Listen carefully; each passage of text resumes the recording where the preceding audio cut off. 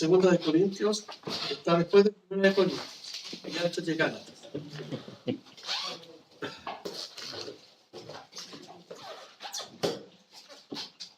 Pablo está siendo desacreditado en su ministerio y él ya escribió una carta a ellos para solucionar los problemas internos que tenían como congregación. Todos sabemos eso, ¿verdad? Y la verdad que el corazón de Pablo, él era un misionero, un apóstol, un pastor, tenía la influencia del Espíritu Santo sobre su vida de manera permanente, pero él nunca hizo aspavientos de su posición porque a él no le interesaba eso. No le interesaba que la gente supiera cuánto sabía. Lo que él quería que la gente conociera a Cristo, porque él era como un espejo que reflejaba a Cristo. Y él decía, imítenme a mí como yo imito a Cristo. Entonces, él quería que todas las personas de esta congregación pudieran comprender finalmente el gozo, la profundidad, el amor, ¿cierto?, de Dios reflejado en sus vidas. Y cómo el poder transformador que obra por el poder del Espíritu Santo en la vida nos va transformando cada día más y más en la persona de Jesucristo. Yo sé que en ese tiempo ser cristiano uno tiene, ¿cierto?, la presión del tiempo. El tiempo es lo más escaso que nosotros tenemos hoy en día. Y a eso se suma que nosotros somos personas de dos mundos. Lidiamos con las cosas de un mundo físico, pero tenemos la carne y la lucha de un mundo espiritual, donde están los demonios, donde opera Satanás. Y eso también es una carga para el cristiano cuando no sabe discernir dónde están. Por eso me encanta cuando Pablo dice que no ignoramos sus maquinaciones. Un cristiano tiene que estar alerta a lo que está sucediendo alrededor suyo. Pablo ha escrito ya esta carta, la segunda carta, a los meses después que escribió la primera carta a los Corintios, y esperaba ir a ellos, no con tristeza, porque en su primer viaje, que estuvo 1 año y medio, fundó la iglesia. Después fue una segunda vez, donde no tenemos registro de eso.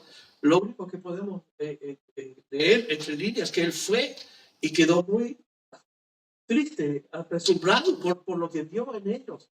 Y además que su ministerio estaba siendo atacado por los falsos maestros que estaban llegando de Jerusalén, y ellos venían, ¿cierto?, para trastornar la gracia de Dios, la gracia que ellos habían conocido, porque vimos en 1 Corintios 6, versículo 9 adelante, que muchos habían sido borrachos, estafadores, adultos, fornicarios, ¿cierto?, idólatras, en fin. Y dice, y algunos de ellos fueron Dios los salvó, los rescató. Entonces, esa lucha que ellos tenían sobre la vida cristiana, Pablo estaba con un corazón deseoso de que ellos comprendieran que Cristo ahora uno es nueva criatura, todas las cosas viejas pasaron. No hay pecado que Dios no pueda perdonar cuando uno está en Cristo Jesús, porque somos nuevos aquí. Y él quería que ellos pudieran entender eso. Pero los judaizantes les estaban diciendo que la gracia de Dios no bastaba, que siempre es Jesús más algo. Los ritos de Moisés, como va a mostrarnos en esta carta. Y es como un símil al día de hoy, como quien hace una manda, quien trata de mostrar su propia justicia, su bondad, como hacerla fluir de que porque somos buenos o guardamos un grupo o preceptos de ciertas normas, ¿cierto?, para mostrar cuán buenos somos. Y de todas maneras nos transformamos como los judaizantes. Estamos pisoteando la gracia de Dios. Dios nos amó, Dios nos salvó, Dios nos rescató en Cristo Jesús, y Él hizo todo para que nosotros pudiéramos conocerle. Así que nuestra justicia, nuestras obras, todo lo que podamos hacer, eso nos sirve delante de Dios. Solo basta nuestra fe en Cristo Jesús, que es un regalo de Dios por gracia, y el llamado al arrepentimiento. Entonces, cuando entendemos esto, podemos disfrutar del perdón de Dios, del amor de Dios, de la gracia de Dios. Y Dios nos da la fuerza para lidiar con las otras cosas de la vida y con las luchas que tenemos con Satanás. Entonces, Pablo comienza aquí en el versículo 1 del capítulo 3. Si tomamos el versículo 17 anterior, para tener el contexto de lo que Pablo les va a decir, dice, pues no somos como muchos que medran falsificando la palabra de Dios, sino que con sinceridad, como de parte de Dios y delante de Dios, hablamos de Cristo, Entonces Pablo se está desconectando de estos falsos maestros que medran la palabra. ¿Qué significa eso? Significa que subructan.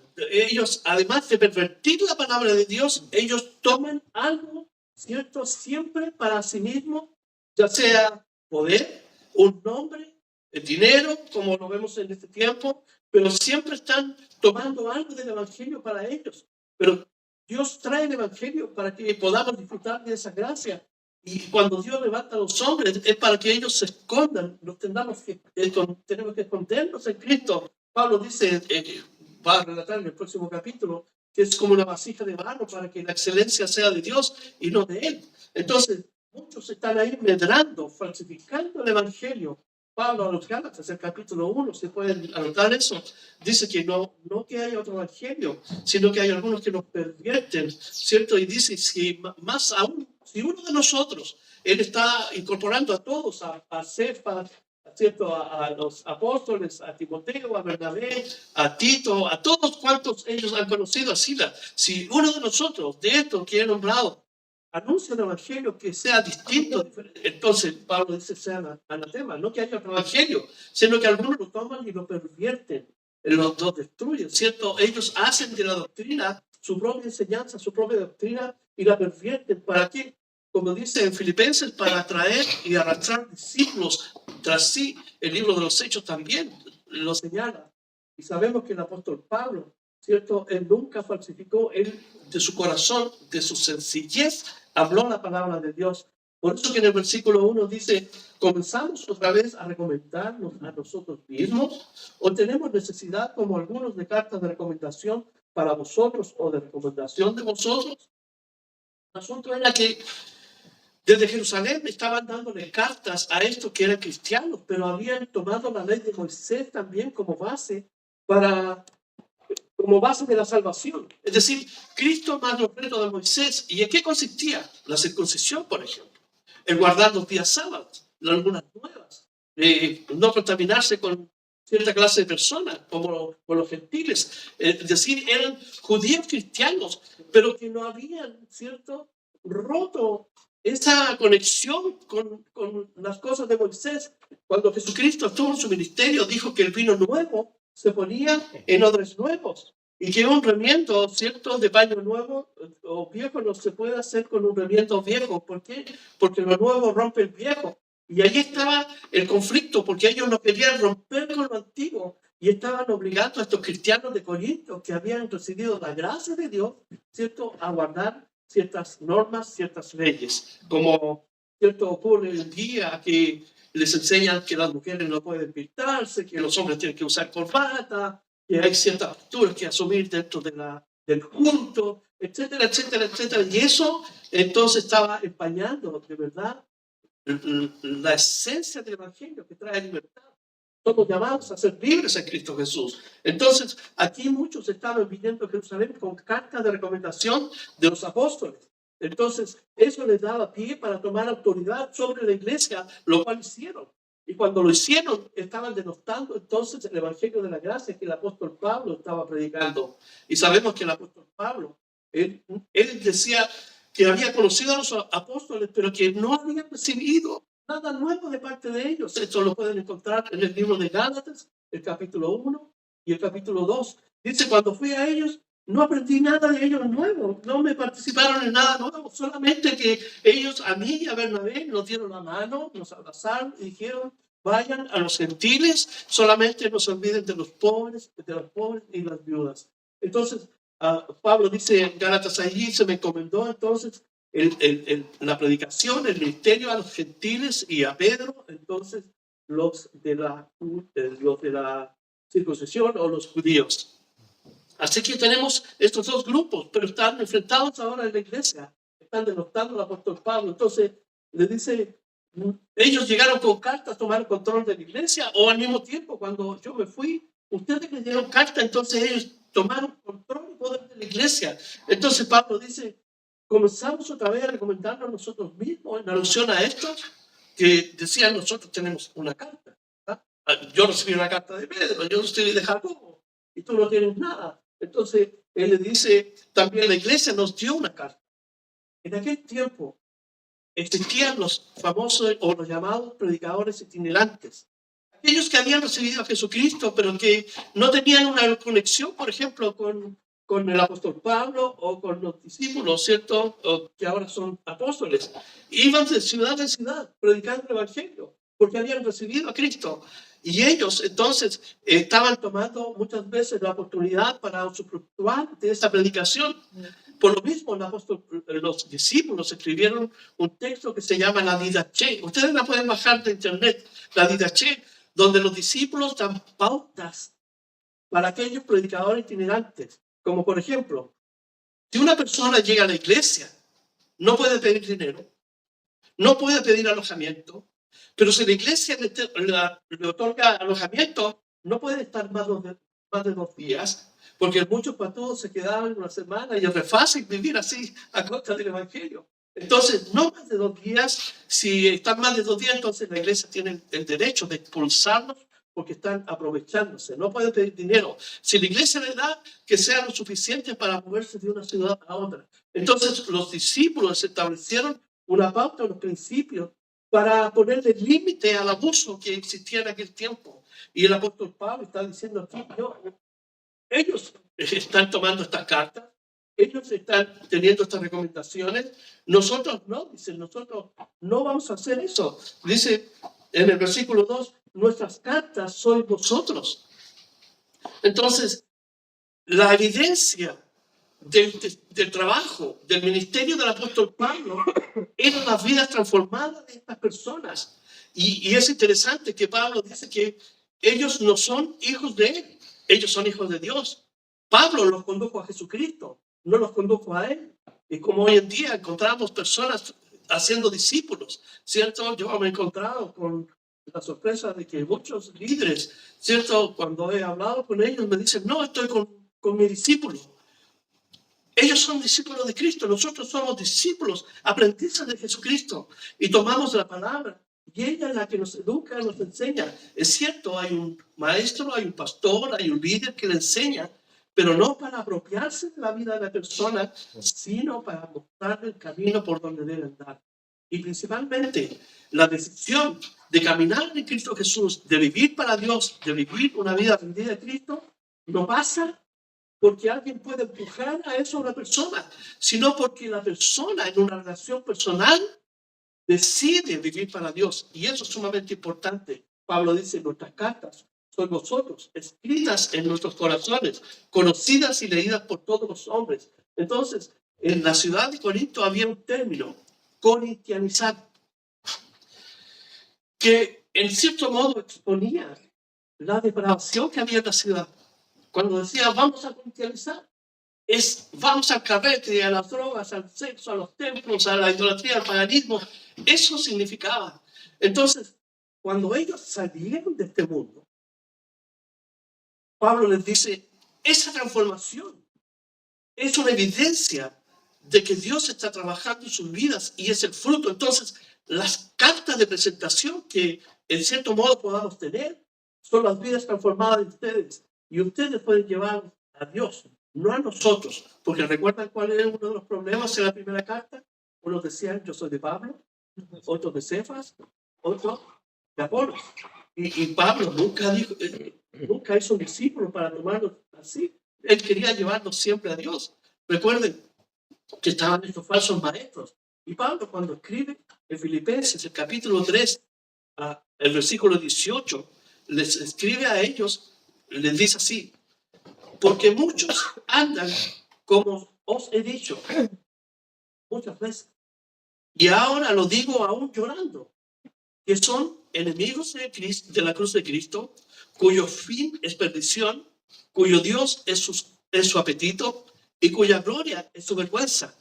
Entonces lo que Pablo está diciéndole aquí a los filipenses y también a nuestros días es que hay muchos hombres que anuncian, hablan de Cristo, pero son enemigos de la cruz de Cristo.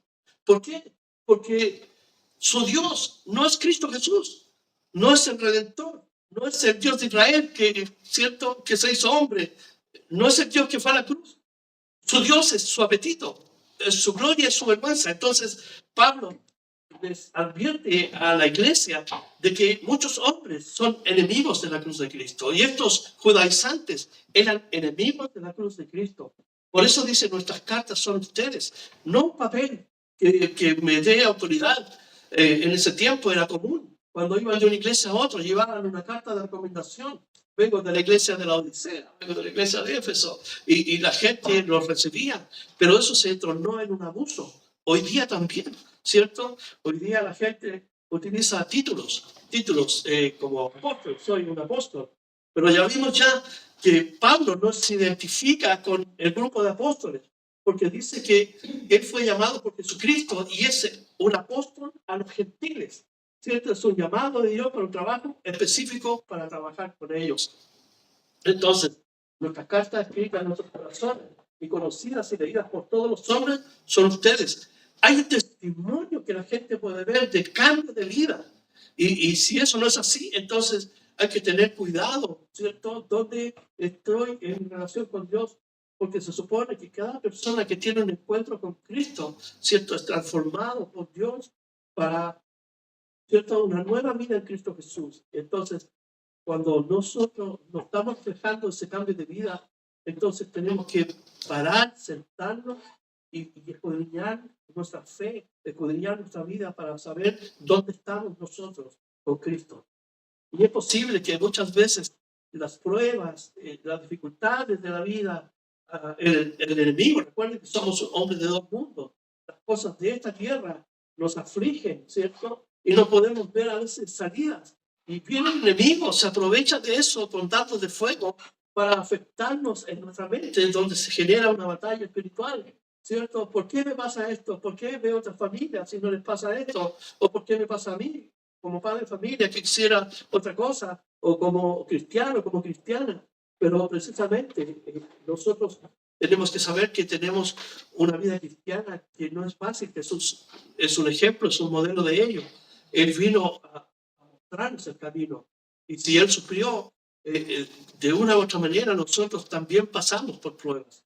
Pero nosotros debemos saber que no se adormecerá ni dormirá el que guarda a Israel, porque las escrituras dicen que Jehová está en nuestra mano derecha, Él es escudo, el sol no nos fatigará de día. Eso habla del cuidado, de la protección de Dios cada día. Y si miramos en retrospectiva, vemos que de todas las cosas que hemos ido pasando, Dios nos ha ido librando, y eso es importante, porque habla de que estamos conectados con Dios y Dios en su misericordia, en su gracia, está viniendo para ayudarnos.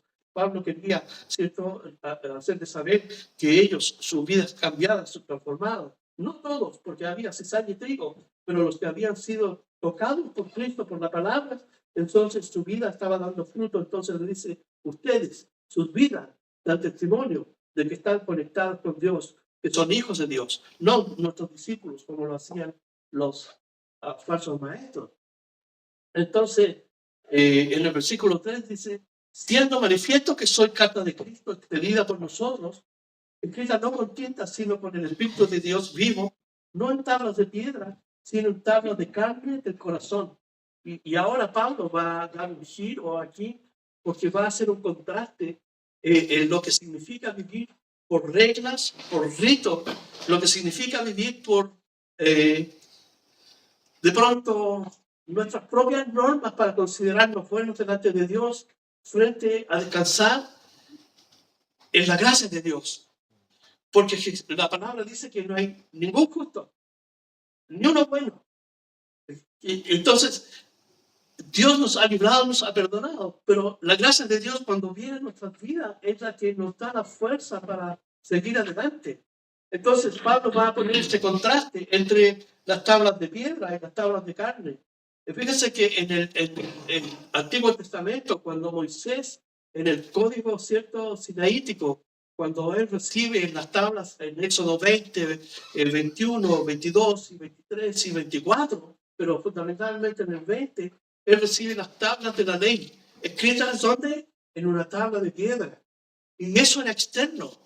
Pero Pablo está diciendo aquí que ellos son la escritura de Dios que hizo en sus vidas al ser transformados, las escribió ¿dónde? En sus corazones. Es una cosa interna. Entonces, el contraste entre el judaísmo, el contraste entre la religiosidad, ¿cierto? Que muchas veces podemos caer atrapados en eso, es que lo externo queremos mostrar para decir que somos cristianos, cuando lo interno es lo que prevalece delante de Dios. Dios ama, ¿cierto?, el corazón contrito, el corazón humillado. No los sacrificios, no ir al templo a sacrificar un animal. Él quería que ¿cierto?, su pueblo Israel entendiera eso. Pero nosotros no podemos entender ahora.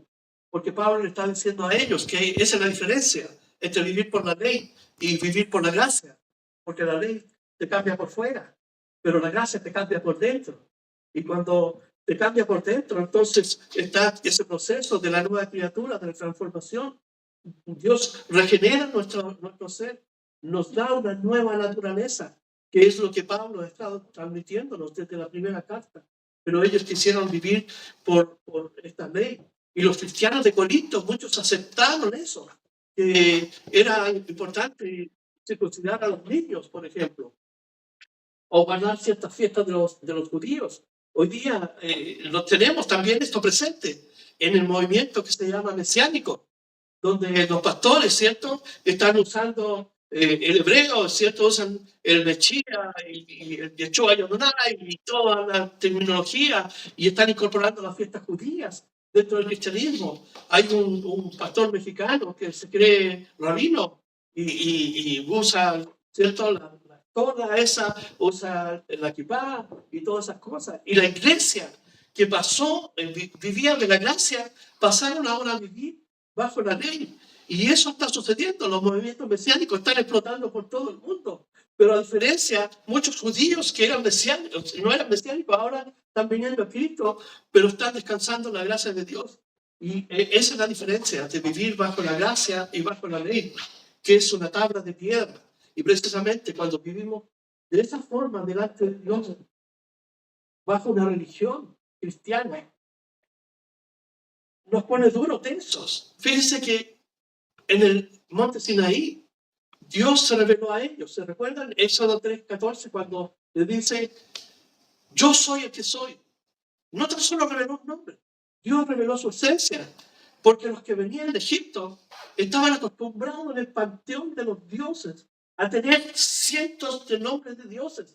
Entonces, para ellos era un nombre más dentro de la pléyade de dioses que habían ahí. Y Egipto es conocido por la cantidad de dioses que ellos tenían. Entonces, en el proceso de llegar al monte, ellos fueron descubriendo, por ejemplo, el cántico de Moisés en Éxodo 15, que Dios mató al faraón y a sus soldados, y los destruyó en el mar. Y luego el maná, el agua, y llegan al monte y están las trompetas y las nubes. Entonces, ellos fueron adquiriendo un conocimiento en este proceso formativo, porque fue un proceso formativo. Ellos no salieron de Egipto, somos Israel. Ellos se fueron convirtiendo en Israel. Y cuando llegaron allí, ellos venían con gente de diferentes naciones. No tan solo eran, porque los hebreos, el concepto hebreo, los venidos del otro lado. Y cuando llegaron, ¿se acuerdan los israelitas de Egipto a la tierra de Gosén? Cuando estaba esta hambruna, no tan solo llegaron ellos, llegaron cananeos, llegaron otros de otras naciones. Y recuerden que los cananeos, ¿cuál era su dios? Baal, Astarot, Isis, Astarte. Ellos adoraban. Entonces, esa mixtura, ese sincretismo, ellos lo traían desde Egipto. Y cuando llegaron allí, se encontraron con el Dios único, el Dios que se revela. Yo soy. Y fíjense que esa ley que Dios les dio no tenía un aspecto salvífico, es decir, no lo salvaba. Si yo vivía por los 10 mandamientos y los guardaba en todo, no era salvo, porque eran leyes morales que apuntaban, ¿cierto?, a mostrar que mi naturaleza era impedida de guardar todos sus mandatos, porque si fallaba en uno, fallaba en todo. Pero ¿dónde quiero ir? Cuando Israel vio a ese Dios, ¿cierto?, que se revelan, ellos se entregaron a una monolatría. No monoteísmo, porque eso vino mucho después. El Dios único de Israel. Oye, oh Jehová, cuando se escribió el Deuteronomio. Jehová, nuestro Dios, es uno. Pero en este proceso, ellos, su dimensión de creencia era una monolatría. Es como la religión cristiana. Soy adorador de una religión cristiana, pero no produce ningún efecto en mi vida. El efecto de esa monolatría, ¿cierto?, no causó impacto en ellos. ¿Por qué? Porque toda esa generación ¿dónde quedó? En el desierto. ¿Por qué? Porque ellos continuaban adorando otros dioses. La prueba está que adoraron el becerro. ¿Se recuerdan cuando Moisés fue allá? ¿Qué trajeron? El becerro de oro. Y ese becerro era uno de los dioses que estaba allí en Egipto. Adoraban las huestes celestiales, ¿cierto? El zodíaco y todas esas cosas. Lo que quiero ir, que cuando uno como cristiano entra en una relación personal con Dios, tiene que ser de corazón a corazón, del Espíritu Santo a mi corazón, de Dios a mi vida, interno.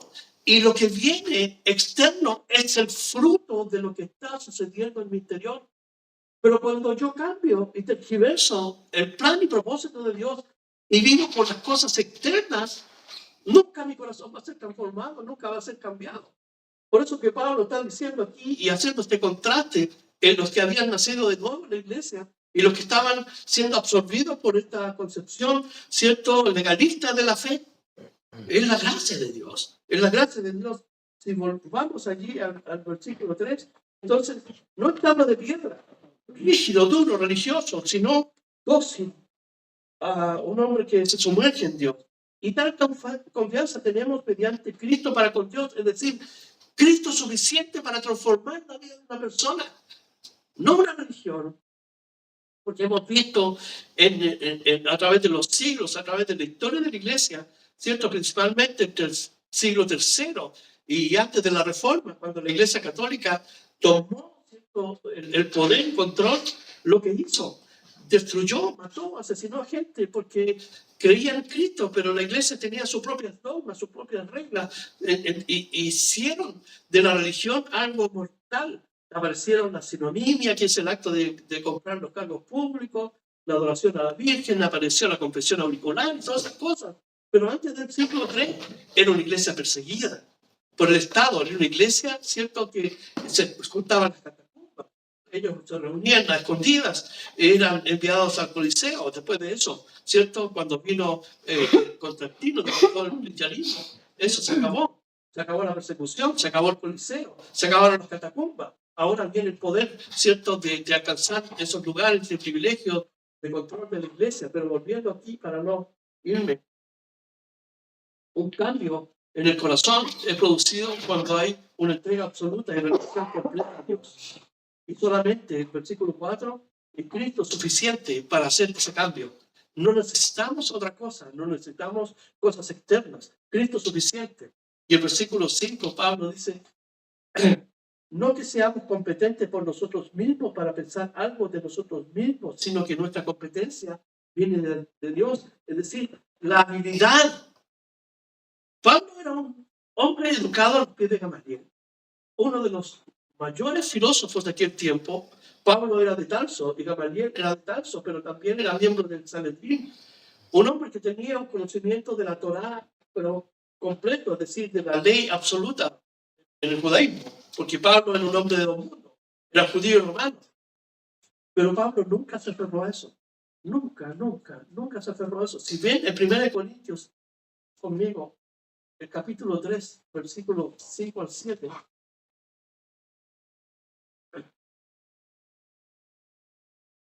Primera de Corintios 3, versículo 5 al 7 dice, ¿qué pues es Pablo? ¿Y qué es Apolo? Dice, ¿qué es Pablo? ¿Qué es Apolo? Servidores por medio de los cuales habéis creído, y eso según lo que a cada uno le concedió el Señor. Es decir, estaban conscientes que cada uno tenía un propio don para realizar la obra de Dios. Yo planté, Pablo, sembró la palabra de Dios, predicó, fue misionero. Apolos, ¿no? Tenía la oratoria, él tenía la doctrina, tenía, cierto, la capacidad de enseñar. Apolos regó, pero ¿quién da el crecimiento? Jesucristo. Entonces ni Pablo ni Apolo es alguna cosa. Por eso él dice, ¿qué pues es Pablo y quién es Apolo? Servidores. La palabra literalmente significa meseros, uno que sirve en las mesas, uno que está al servicio de la gente. Entonces, por medio de los cuales habéis creído. Entonces dice, volviendo a 2 Corintios, al versículo 5. 4, perdón. Perdón, estoy en segunda, en 1 Corintios, vuelvo a 2 Corintios 5. No que seamos competentes. Entonces, mucha gente en el cristianismo comienza muy humilde, muy simple, con todo el fervor. ¿Se recuerdan cuando abrazaron la fe por primera vez? Querían conocer a este Dios, querían orar, querían estar con los cristianos, ¿cierto? Orar juntos, pasar un tiempo para servir a Dios, porque eso es lo que uno quería hacer, porque uno sabe de dónde Cristo nos sacó, ¿cierto? Y comienza muy humilde, pero pasan los años y comienza entonces a conocer la palabra de Dios y comienzan a transformarse en arrogantes, ¿cierto? En hombres que son conocedores de la Biblia, conozco la Biblia y comienzan a mirar a otros en menos. Entonces, el punto de partida es como para todos, pero la arrogancia cuando se presenta en aquellos que están mirando la cosa de otra forma, porque Dios, primero que nada, llama a hombres simples y mujeres simples para aprender su palabra, no para arrojarse un conocimiento por sobre los demás, sino para que esa palabra toque nuestro corazón y nos transforme. Esa es la razón que Dios nos da su palabra. Entonces, muchas personas comienzan en el Evangelio, ¿cierto? Humildes, trabajando para Dios, haciendo, y comienzan a enaltecerse, a llenarse de orgullo y vanagloria. Pablo nos dice, nosotros no somos competentes por nosotros mismos. Es decir, no hay ninguna cosa que se pueda atribuir a alguna acción nuestra, porque todo viene de Dios. Todo viene de Dios. Hoy día podemos ver iglesias que usan, por ejemplo, técnicas de psicología, técnicas de sociología, técnicas de mercadotecnia, ¿cierto? Y las emplean para manipular y tomar. Entonces, ellos se exaltan a sí mismos y son vistos como los maestros del Evangelio. Pero para Dios, estas personas en realidad son enemigos de la cruz, como Pablo les dijo allí en Filipenses, el capítulo 3. Entonces el versículo 6 dice, el cual asimismo nos hizo ministros, siervos, meseros, competentes por él. Fíjense, de un nuevo pacto, no de la letra, sino del espíritu, porque la letra mata, mas el espíritu purifica. Un nuevo pacto, fíjense, un nuevo pacto. Dios hizo un pacto con Adán. Y aunque no aparece allí el concepto pacto, pero si buscan en Oseas 6:7, cuando Oseas predica a Israel, le dice, ustedes rompieron el pacto, al igual que Adán lo rompió con Dios. Ahí está presente. Después Dios hizo un pacto con Abraham, Dios hizo un pacto con Moisés, Dios hizo un pacto con David. ¿Se dan cuenta? Entonces, la palabra pacto significa, ¿cierto?, una acción irrevocable de parte de Dios, donde el hombre no tiene ninguna injerencia, donde hay alguien mayor y donde uno menor se sujeta a esa intransigencia de ese pacto. Fíjense que el pacto en el antiguo tiempo, en el oriente, una perdón de mano era un pacto. Un abrazo era un pacto, una comida, ¿cierto?, entre beduinos era un pacto, se celebraba y eso era inquebrantable. Si en el libro de Génesis, ustedes lo leen, Génesis 15 en su casa, Dios le hizo entrar en un sueño profundo. Pero antes le pidió, ¿cierto?, unos animales, porque en cierta forma, la costumbre en algunos lugares, el dirimir o hacer un pacto era sacrificando animales y poniéndolos, enfrentándolos así. Entonces, cuando la sangre se tocaba, entonces los que hacían el pacto cruzaban por el medio y el pacto quedaba sellado. Eso no se podía invalidar. Pero Dios toma algo que es propio de la cultura de ellos y le dice en Génesis 15, parte los animales. Lo único que nos partió fueron los palominos. Y cuando la sangre pasó por el medio, ¿saben qué pasó por el medio? Solamente Dios. Dice, y una llama humeante y ardiente pasó por el medio, quemando los animales que estaban allí. ¿Qué significa? Que en el pacto que Dios hace es irrevocable. Pero en el Éxodo 20 hay una diferenciación. El pacto está supeditado a la obediencia. Si leen Éxodo 20, 21, 22 hasta el 24, Dios les dice, si ustedes hacen esto, yo haré esto. Entonces la obediencia estaba supeditada al hombre, a la obediencia. Por lo tanto, era un pacto que tenía una temporalidad, un tiempo solamente. No era algo que iba a permanecer en el tiempo. Porque si bien es cierto, Dios actúa para bendecir a Israel por medio de este pacto, que es un pacto irrevocable, pero tenía un límite. Dios los bendijo, Dios los cuidó, Dios los dio, Dios les proveyó todo lo que necesitaban porque era el compromiso de Dios. Recuerden, en Éxodo 34, Dios quería fulminar a Israel. Le dijo, ¿saben qué? Moisés, miren lo que hicieron. ¿Dónde están? Y estaban adorando el becerro de oro. Y Dios le dijo, ¿saben qué? Voy a destruirlo a todos, los voy a quemar, y bueno, voy a elegir un pueblo más dócil para que tú los puedas guiar. ¿Y qué le dijo Moisés? Por favor, no hagas eso. Si no, las naciones que han visto tu brazo de poder, ¿qué van a decir? Este Dios que los sacó, los mató en el desierto. Y no serás a nosotros iguales a los otros dioses. Entonces, allí nuevamente, Dios lo hace subir a la montaña y le da nuevamente las tablas de piedra, ¿cierto? Para establecer este pacto. Un pacto. Dios hizo un pacto con Moisés. Dios hizo un pacto con Noé. ¿Cuál es el pacto con Noé? El arco iris. El arco iris. Nunca más destruiré la tierra. Entonces, los pactos en el concepto judaico era una cuestión súper conocida. Pero para la iglesia aquí, no. Por eso Pablo dice que que son ministros de un pacto nuevo. No de la letra, sino del espíritu. Porque la letra mata la ignorancia. No, pero está hablando de otro concepto. Si buscamos en Jeremías 31, Jeremías, capítulo 31, versículo 33, es una canción.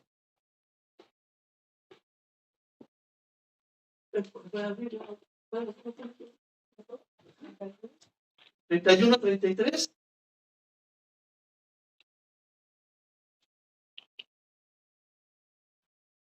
Jeremías 31, 33. Fíjese. Jeremías, capítulo. Dice, había hecho un pacto con Moisés, pero dice el profeta, pero este es el pacto que haré, futuro, con la casa de Israel después de aquellos días. Dice Jehová, ¿cuál es el día? Cuando Dios, ¿cierto?, iba a venir en la persona de Cristo. En aquellos días, dice Jehová, daré mi ley, ¿dónde? En su mente. Y la escribiré, ¿dónde? En su corazón. Y yo seré a ellos por Dios, y ellos me serán por pueblo. Y no enseñará más ninguno a su prójimo, ni ninguno a su hermano, diciendo, conoce a Jehová, porque todos me conocerán, desde el más pequeño de ellos hasta el más grande, dice Jehová, porque perdonaré la maldad de ellos, y no me acordaré más de su pecado.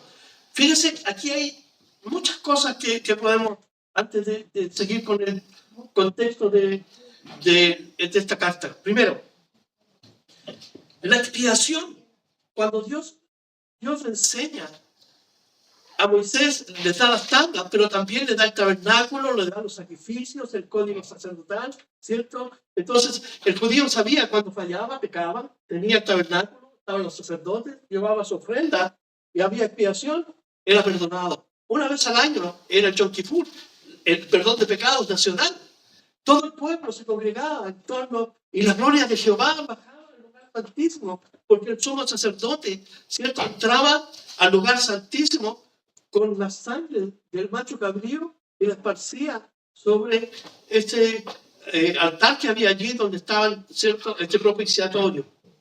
Y el pueblo sabía, cuando bajaba la gloria de Dios, había perdón. La palabra expiación en el Antiguo Testamento significa cubrir. Ellos, sus pecados eran cubiertos. Es decir, Dios los perdonaba, pero al próximo tenían que seguir con sacrificios. Pero ¿qué está diciendo Dios aquí en Jeremías 31? Dice en la parte final, dice en el versículo 34, porque perdonaré la maldad de ellos y no me acordaré más de su pecado. Está apuntando al sacrificio expiatorio de Cristo, porque la expiación con Cristo es perdón. Dios nos perdona y nos ve como si nunca hubiéramos pecado. Dios perdona todas nuestras faltas, todos nuestros pecados. Nunca más se acuerda de ellos. Pero la importancia que está diciendo aquí, que iba a ser un nuevo pacto. En aquellos días, había un nuevo pacto. Escribir mis leyes, ¿dónde? En su mente y en su corazón. Pero quiero decirle que Dios no actúa en nuestra mente para salvación, actúa en nuestro corazón. Porque el apóstol Pablo dice que si creyeres en tu corazón que Dios le levantó de los muertos, serás salvo. Porque si confiesas con tu boca que Jesús es el Señor, dice, somos salvos, porque con la boca se confiesa para justicia, ¿cierto? Y con el corazón se cree para qué? Para salvación. Romanos 10, 17, 16, 17. Puedes creer. Pero ¿a dónde estoy apuntando? Pablo dice que nos hizo ministros competentes de un nuevo pacto. Vayamos, por favor, a Mateo, capítulo 24, versículo 26. Mateo 24.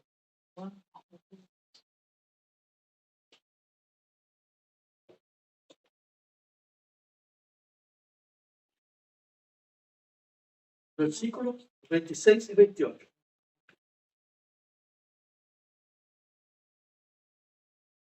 ¿24?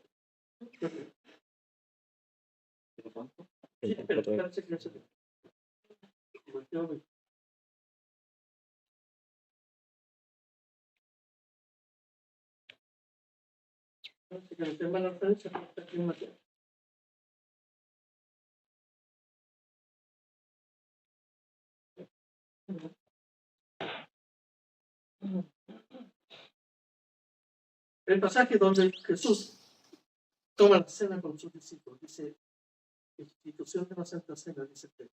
Ahí no. 26. ¿Más 26 cuánto? 17 empieza la institución. 26, 27. Aquí, ya. Mateo 26, 26. No tiene 24. Es así.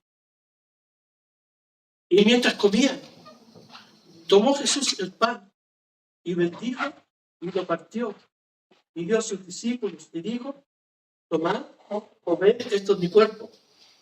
Y tomando la copa y habiendo dado gracias, les dio diciendo, bebed de ella todos, porque esto es mi sangre del nuevo pacto. Fíjense bien, esto es mi sangre del nuevo pacto, que por muchos es derramada, sangre, expiación, perdón absoluto. Entonces, condenación de la deuda, porque que por muchos es derramada para remisión de los pecados. ¿Qué decía Jeremías? Y nunca más me acordaré de ellos. Pero es interesante que en Génesis 12, Dios le dice a Abraham, después le cambia el nombre, en Génesis 17, le dice, salte de tu tierra, de tu parentela, a una tierra que yo te mostraré, y haré de ti una gran nación, y te daré, ¿qué dice? La tierra, y en tu simiente serán benditas todas las naciones de la tierra. Dos promesas, la tierra y la familia bendecida a través de la simiente. No dice Gálatas a través de sus simientes, porque la simiente es una, Cristo. Entonces, el cuadro que tenemos aquí es maravilloso. Con Josué, Dios, ¿qué hizo? Conquistó la tierra. Pero faltaba la segunda parte. Y Jeremías dice, vendrán días en que haré un nuevo pacto. Y Jesús, la noche que iba a ser entregado, le dijo, esta es la sangre, es un pacto de mi sangre, que por vosotros es derramada, como una libación. Están todas las figuras del Antiguo Testamento presentes, porque una de las cosas que hacía el sumo sacerdote, derramaba el vino, como libación. Era libación derramada, el vino derramado. Entonces, Jesús estaba derramando su vida como una libación, una ofrenda, pero al mismo tiempo, el pacto que estaba haciendo era el cumplimiento, en que en él todas las familias de la tierra íbamos a ser bendecidas y además en su sangre hay perdón de pecado. Por eso Pablo dice, ministros de un nuevo pacto, un pacto mucho mejor, un pacto que nos libera. Ya no es el viejo pacto con Moisés, Porque Moisés, ¿recuerda? La oveja moría por el pecador. La oveja, ¿cierto? O sea, perdón, el pecador moría por la oveja. Y aquí la prostituta, ¿se acuerdan cuando fue sorprendida en adulterio que dijeron los fariseos? La ley dice que se sorprendida en adulterio debe ser apedreada. ¿Qué dijo Jesús? Ni yo te condeno. La ley condena, pero la gracia dice, ni yo te condeno. Ni yo te condeno. Cristo nos libera. Cristo, en su poder perdonador, en la expiación, nos limpia de todo pecado. Entonces me encanta cuando Pablo está diciendo esto. ¿Por qué? Porque la comunidad de creyentes estaba, aquellos que habían recibido la gracia, siendo transformados por el poder de Dios, con un corazón de carne, dependiendo de la guía y dirección del Espíritu Santo, confiando en Dios, pero otros de lo externo. Entonces ellos estaban entendiendo perfectamente lo que el apóstol Pablo estaba diciendo aquí. Volviendo a 2 de Corintios. 2 de Corintios, el capítulo 3, versículo 6. Sí. Dice aquí, el cual asimismo nos hizo ministros competentes del nuevo pacto. Entonces, el título que le dan en Mateo 26, institución de la Santa Cena, ese título no existe. Debiera decir ahí, el pacto glorioso de Jehová. El nuevo pacto, anunciado por los profetas. Ezequiel en el capítulo 34 también lo anuncia. Un nuevo pacto. ¿Se dan cuenta? Entonces, como esta división fue hecha por hombres, no aceptaron debidamente en algunos conceptos, y este es uno de ellos, porque es el nuevo pacto. Jehová, y cuando, y los testigos de Jehová aquí se tienen que morir.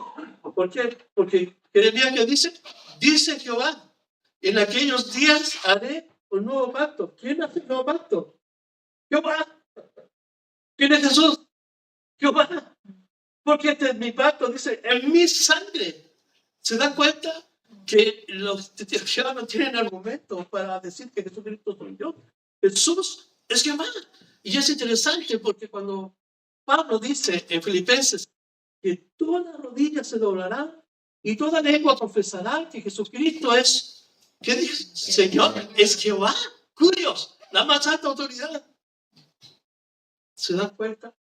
Entonces, lo maravilloso de la palabra de Dios nos hace ver lo maravilloso, descorre el velo, como vamos a ver aquí. Avancemos hasta donde podamos llegar. Versículo 7 dice, y si el ministerio de muerte, fíjense lo que dice. ¿Por qué dice ministerio de muerte? ¿Qué dice Romanos 3:23? Por cuanto todos los pecados están destituidos. Y Romanos 6:23, más la paga del pecado es muerte.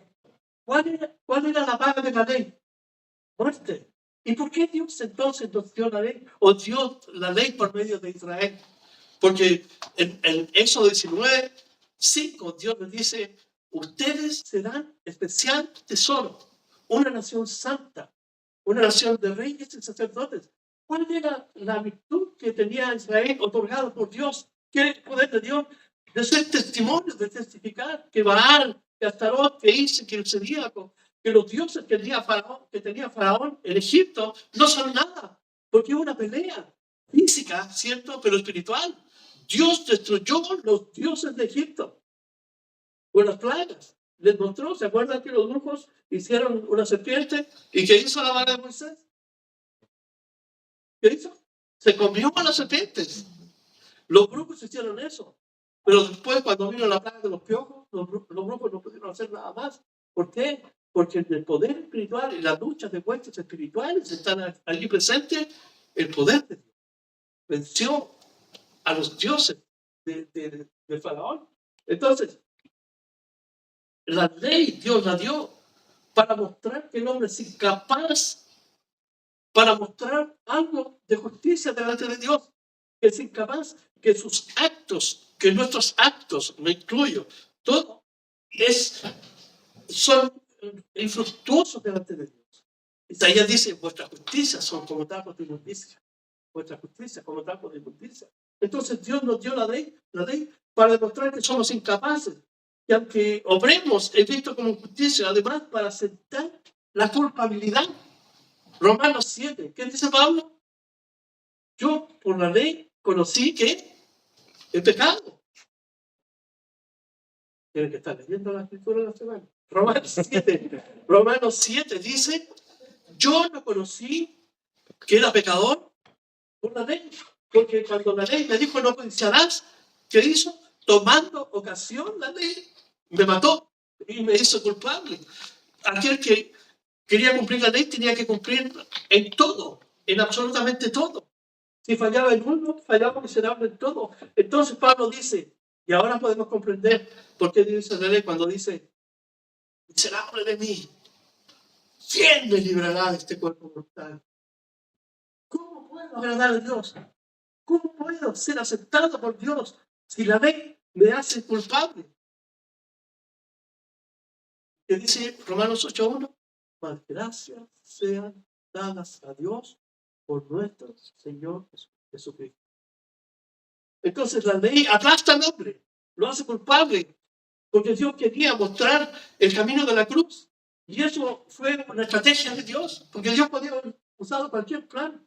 Pero recuerden que Satanás estaba detrás de Israel, Satanás estaba pervirtiendo a los profetas, Satanás estaba pervirtiendo la escritura. Él quería destruir el plan de Dios, pero Dios lo llevó al frente con algo que nadie esperaba.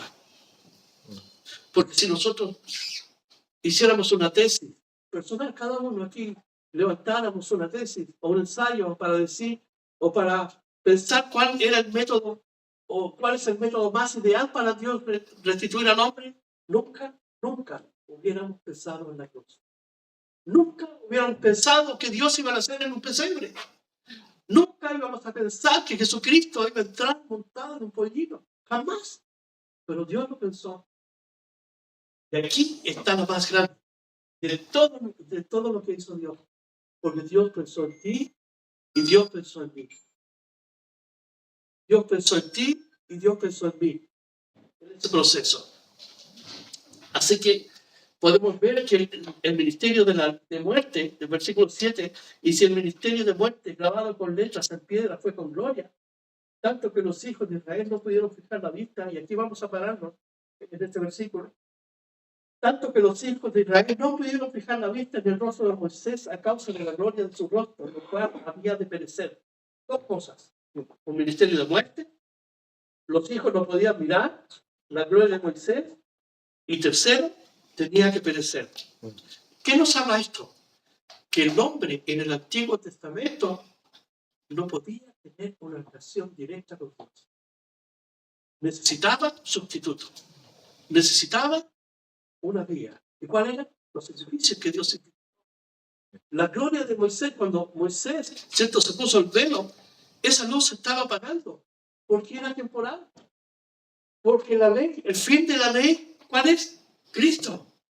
La ley apunta a Cristo, al Mesías Salvador, profetizado por Isaías, por Zacarías y los demás profetas que anunciaron a Cristo Jesús. Entonces podemos ver, haciendo una síntesis, que Pablo nunca utilizó un recurso humano para poder establecer su ministerio o la autoridad que Dios le había dado. Él sabía de dónde Dios lo sacó y cómo Dios lo estaba usando. El fruto de lo que él hacía era llevar hombres y mujeres como hijos de Dios delante de él. No para él. Que en la comparativa respecto del Antiguo Testamento, si bien es cierto, ese pacto fue temporalmente con gloria, pero era un pacto de muerte. Porque la ley decía que el pecador tenía que morir. Pero la gracia que nos trae Dios por medio de la predicación del Evangelio nos trae a la verdadera. Es algo interno del corazón que se manifiesta en fruto de nuestra vida.